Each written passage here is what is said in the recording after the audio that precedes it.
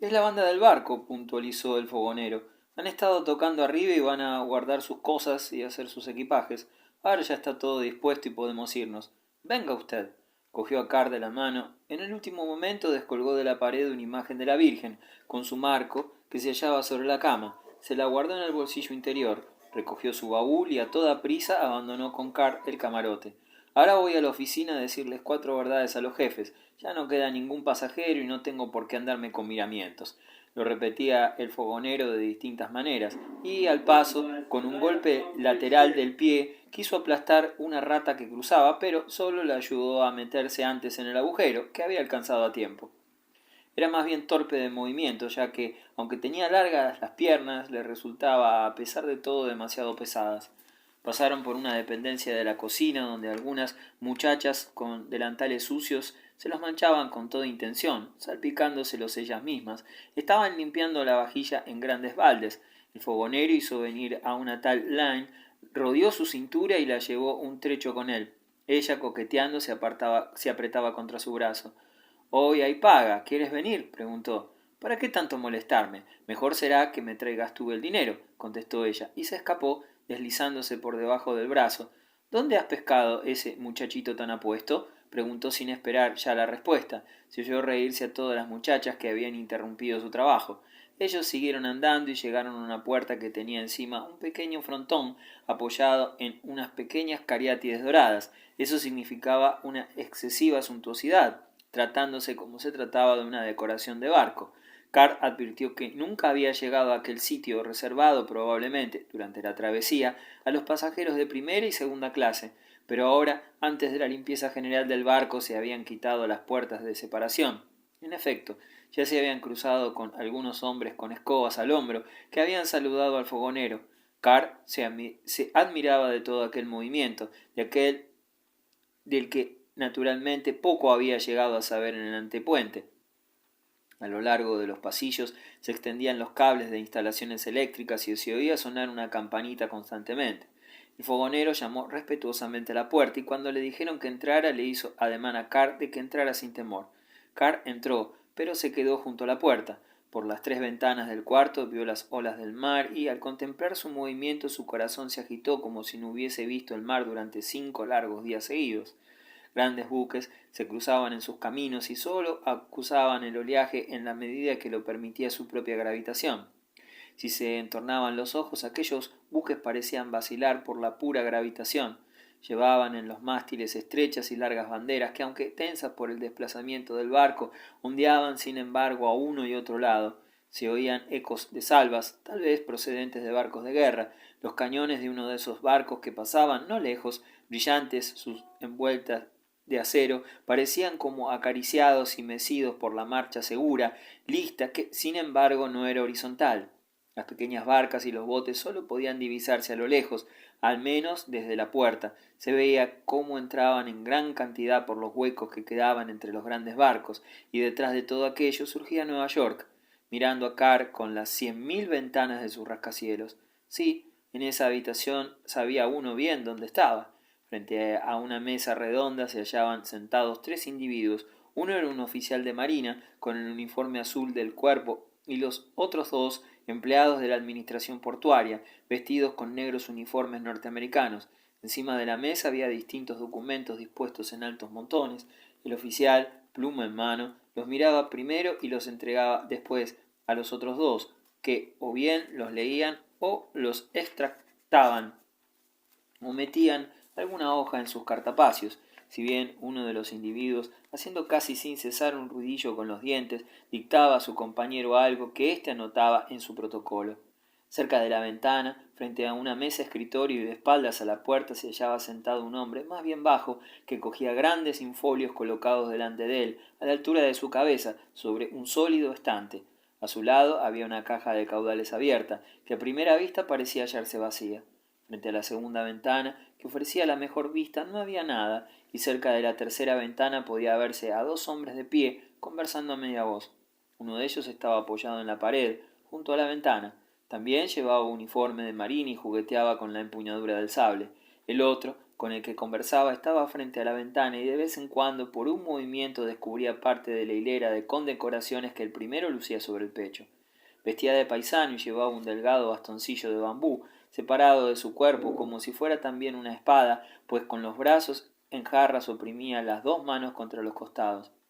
Carr no pudo disponer de mucho tiempo para mirar todo, pues enseguida se acercó a él una ordenanza y dirigiendo una mirada al fogonero con la que quería decirle que él no tenía nada que buscar allí, le preguntó qué deseaba. El fogonero respondió en voz muy baja, tal como había sido preguntado, que quería hablar con el cajero mayor. El ordenanza, por su parte, rechazó la petición con un ademán, pero dando un gran rodeo para evitar la mesa redonda, se dirigió hacia el hombre de los infolios. Este pudo verse con toda claridad, se quedó literalmente estupefacto al escuchar las palabras de la ordenanza, pero finalmente se volvió hacia la persona que deseaba hablarle y después, con contundente negativa, agitó las manos hacia donde estaba el fogonero y para más seguridad también hacia la ordenanza. Tras lo cual, éste regresó donde estaba el fogonero y hablando en un tono como si le confiara algo, le dijo: «Salga inmediatamente de este cuarto». Al oír esa respuesta, el fogonero bajó la mirada hacia Carr, como si éste fuera su corazón, al que le contara sus desventuras sin pronunciar palabra. Sin pensarlo dos veces, Carr dejó su sitio y atravesó corriendo la habitación, de manera que llegó a rozar levemente la silla del oficial.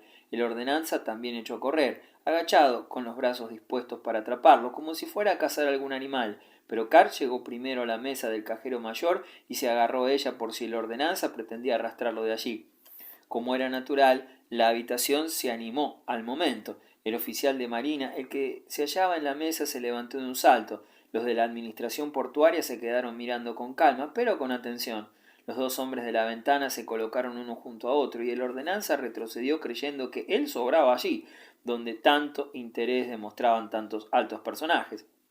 El fogonero se quedó esperando junto a la puerta, dando muestras de muy viva atención y preparándose para el momento en que se hiciera precisa su ayuda. Y por último, el cajero mayor hizo girar su sillón a la derecha. Carr hurgó en su bolsillo secreto, que no le importó mostrar a las miradas de aquellas personas. Sacó su pasaporte y abriéndolo lo puso sobre la mesa por toda presentación.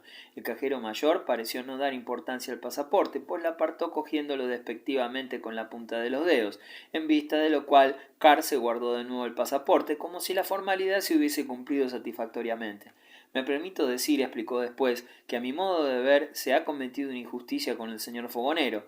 Hay aquí un tal Schubal que lo acecha continuamente. En cambio, el fogonero ha servido a plena satisfacción en muchos barcos, todos los cuales puede nombrar. Es concienzudo, le gusta su trabajo y en realidad no se puede comprender por qué no habrá de cumplir en este barco precisamente donde el servicio no es en modo alguno tan excesivo y pesado como en los veleros mercantes, por ejemplo. Por eso solamente puede tratarse de calumnias, con el fin de ponerle obstáculos a su carrera, negarle reconocimiento que de otro modo, con toda seguridad, no habría de faltarle. Solo he expuesto cosas generales acerca de este asunto, él mismo presentará las quejas particulares. Carr había dirigido el discurso a todos, ya que en efecto todos estaban escuchándole, y porque resultaba mucho más probable que hubiera un justo entre todos juntos, y no que ese justo fuera el cajero mayor precisamente. Por lo demás, Carr astutamente no había dicho que conocía al fogonero solo desde hacía tan poco tiempo. Además, se hubiera expresado mucho mejor aún si lo hubiera irritado la cara roja del hombre del bastoncillo de bambú, la cual veía por primera vez desde el lugar donde se hallaba. Todo eso es cierto, palabra por palabra, dijo el fogonero, antes que nadie le preguntara, y aun antes de que nadie lo mirara siquiera. La precipitación del fogonero habría constituido una grave falta si el hombre de los condecoraciones, que era sin duda el capitán, lo que Carr comprendió enseguida, puesto que saltaba a la vista, no hubiera decidido en su fuero interno evidentemente escuchar al fogonero. «Acérquese», exclamó con una voz tan rotunda que parecía que se podía descargar un martillo sobre ella. Ahora todo dependía de la conducta del fogonero, pues Carr no tenía duda de que la causa de su amigo era la justa.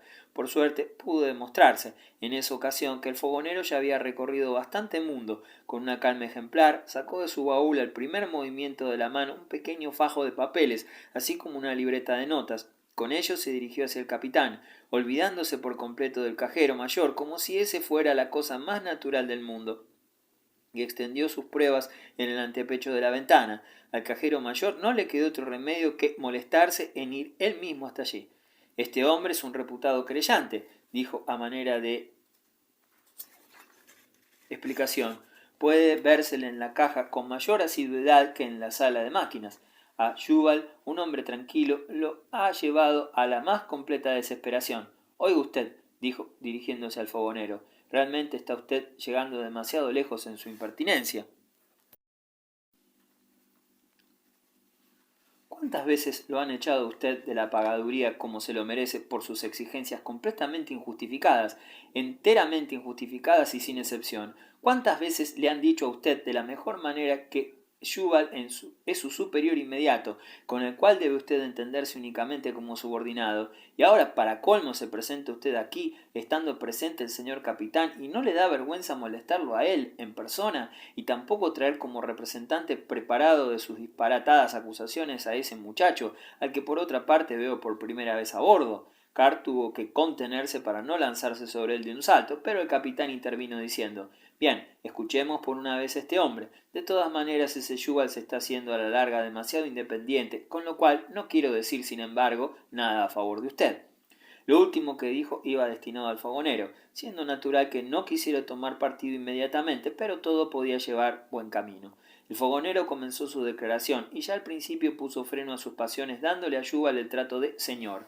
Qué alegría sentía Carr, que se hallaba de pie junto al escritorio abandonado por el cajero mayor, entreteniéndose en hacer bajar una y otra vez el platillo del pesacartas.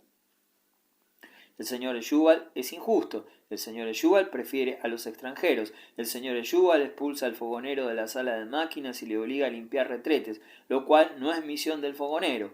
Hubo un momento en que se llegó a poner en duda la capacidad del señor Jubal, que sería más aparente que real. En ese punto, Carr miró fija e insistentemente al capitán de forma intencionada, solícita, como si fuese su colega, con objeto de que éste no se dejase influir en contra del fogonero, movido por su manera un poco torpe de expresarse. De todas maneras, la mucha oratoria no hizo surgir nada de particular, y aunque el capitán seguía con la mirada fija y en los ojos la resolución de escuchar al fogonero hasta el final por esta vez, los otros en cambio se impacientaban, y pronto la voz del fogonero dejó de dominar con autoridad en el ámbito, lo cual hacía temer muchas cosas.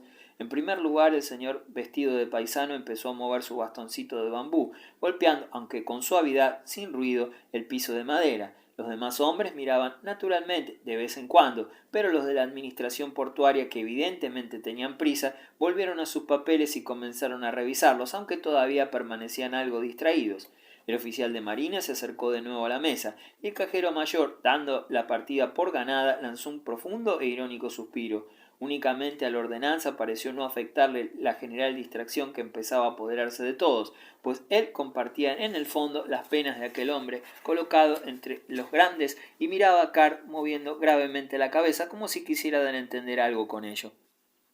Entretanto, la actividad portuaria proseguía al otro lado de las ventanas. Pasó un barco carguero, achatado, con una montaña de barriles que debían de mantenerse milagrosamente, puesto que no comenzaban a rodar, y al pasar dejó la habitación en plena oscuridad. Pequeñas lanchas motoras que a Carl le hubiera gustado mirar detenidamente de haber tenido tiempo, se deslizaban estrepitosas y en líneas rigurosamente rectas, obedeciendo a pulsaciones de las manos de un hombre erguido ante el timón.